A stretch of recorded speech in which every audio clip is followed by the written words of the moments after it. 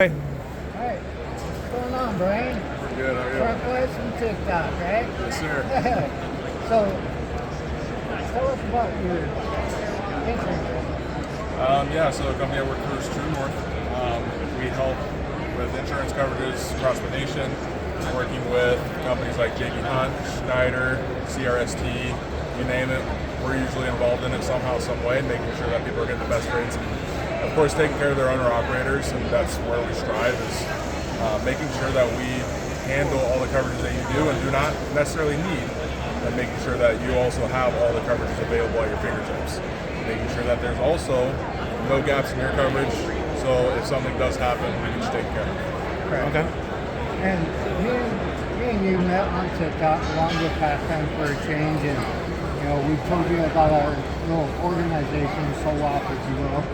And we've talked about, branching out to help the owner-operators to get those insurance discounts. And you're still working on, with your company, on getting that done, right? 100%. So working with my company, bringing up the possible different solutions. Of course, that does incorporate getting insurance companies on board.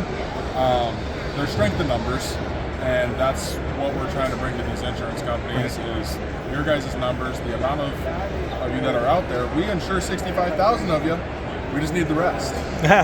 Just to make sure that, we can get that group pricing, we can create something special for you guys to make sure that, when everybody else is taking advantage, we're sitting there helping you guys out. That's our main goal. So do you guys also, here, hang on, you want to, I'll come in. Okay. Truck Single. Nice to meet you, Brian. Yes, sir. Good to finally meet you in the flesh and all that. Yeah. So, what you described is a lot of the mega carriers, so more likely it's more like dry edge reefer or flatbed style freight. But do you guys cover anything like oversized heavy haul guys? Okay, so you cover that. What about like guys like myself? Like one day I would like to have a small dump truck. Okay, so you could get the insurance on that. 100%. So we are licensed in all 50 states.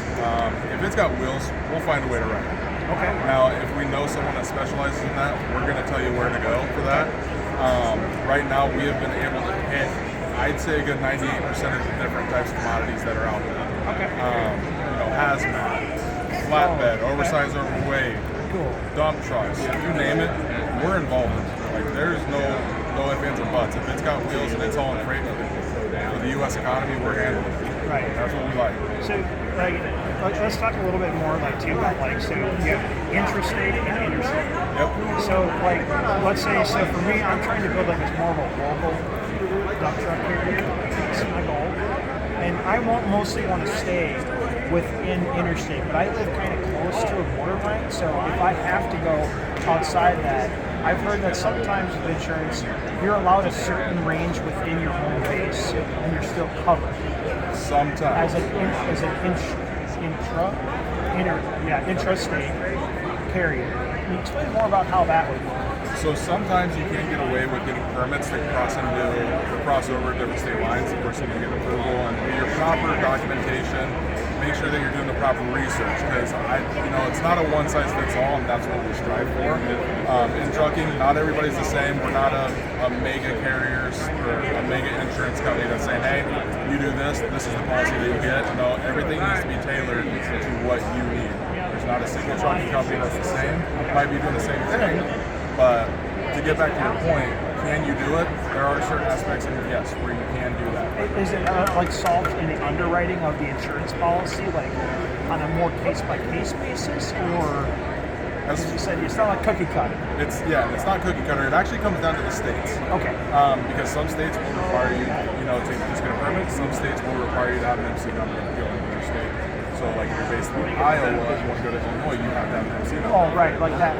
Mostly. So I'm up in the north. For instance, I'm in the northwest side of Iowa. So I have a little bit of southwest Minnesota, but I know there will be some jobs, and then I might have to go in and out, but not a lot. And South Dakota, and maybe touch a little bit of Nebraska. If you're going to multiple states, then it's just safer to get an MC number. Just safer, yeah. But that will end up screwing you up on your insurance rates, because now that you have to get an MC number out of doing dumps dump operation. Dump operations are typically pretty local, within 50 to 100 miles, 150 on a stretch. Okay. But the moment that you get an MC number as a dump carrier, you're going to be required to have a 500-mile radius with the insurance company themselves.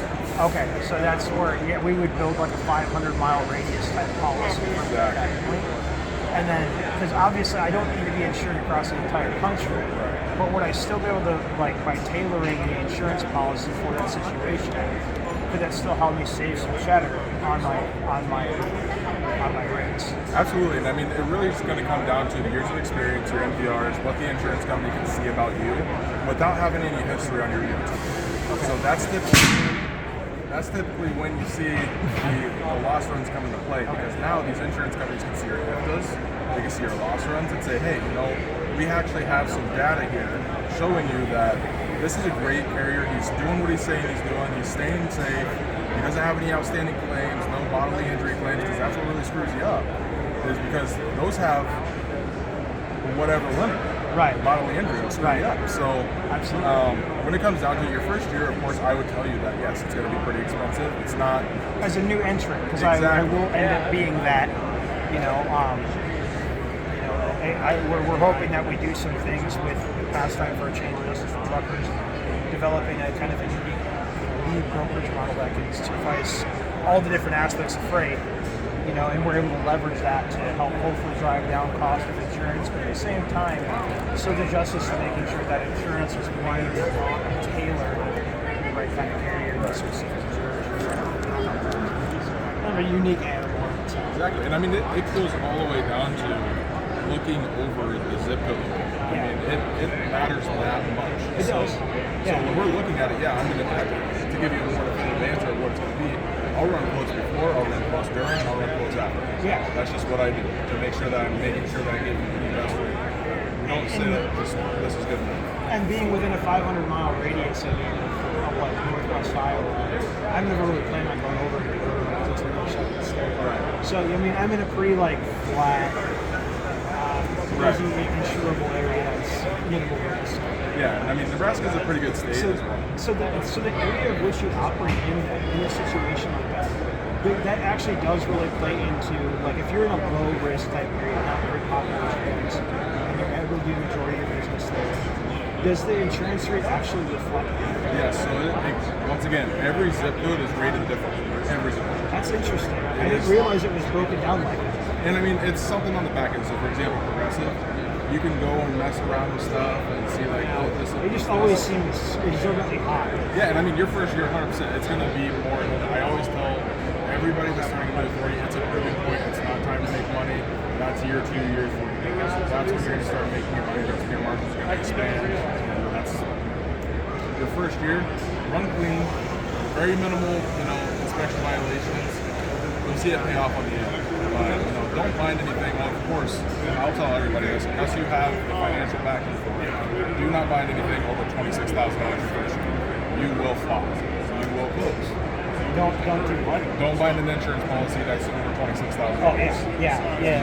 I think anybody gets that. So where are you seeing the majority of your price point at annually for new insurance carriers? So it just depends. So Florida, north of $26,000. Georgia, fairly the same. New York, you're going with Progressive your first year. Texas is very hit or miss. Katy, Texas has been really good to us lately. Just got a quote out of there for about $14,000. But other parts of Texas, you're probably looking at $20,000+.